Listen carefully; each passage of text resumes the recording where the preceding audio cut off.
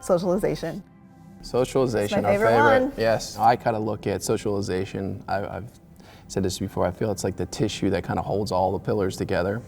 You know, to me, it kind of goes back to this idea of like who we are as humans, and meeting people and really being able to build bonds with people is sort of the bedrock for how to succeed and how to grow, both personally, but also on teams, within projects.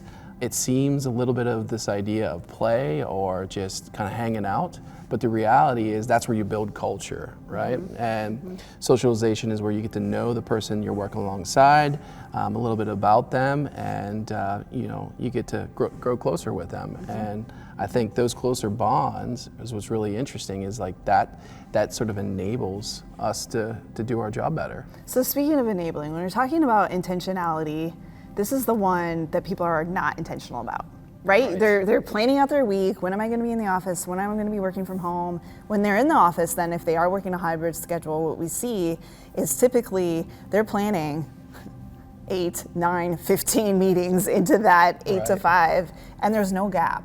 Right. I can't stop and chat with someone because I could get back to my next meeting. So what we see as an unintended consequence of not being intentional is that socialization is not happening like it used to. Right. Gallup has studied for years and years. They've asked the question, do you have a best friend at work? And the reason why they ask that question is because if you have a good friend at work, the more likely it is that you will stay, that you will enjoy what you're doing, that you will even find it meaningful, because with that best friend you can bounce ideas off of each other. What's a core product that you think that really speaks to that? Oh man, well, the one that has soft spot is Jetty Mod. I love that product. Kind of the notion behind why do we need another sofa was to give a designer all of the core functionality you would ever need at the initial install, and then be able to pull those pieces apart and reapply them, reconfigure them later on. So when you think about supportive socialization, a couple things we did with that product line is, depending on the setting, you can choose a more upright sit or a more relaxed sit.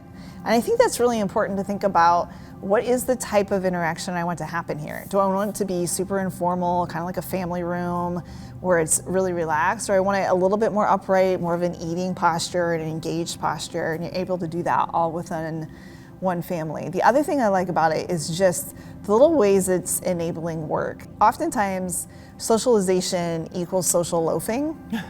Not the same thing, we know this. The idea that I'm gonna go slough off on a couch at work, that's not what we're saying here. We're talking about something that is meaningful. And so providing, whether it's the work or the lounge posture, to enable that and support it so that I can move from socialization into maybe some focus work, even with the power or the screening or what other options it has. I think it has that great kit of parts to enable a variety of activities.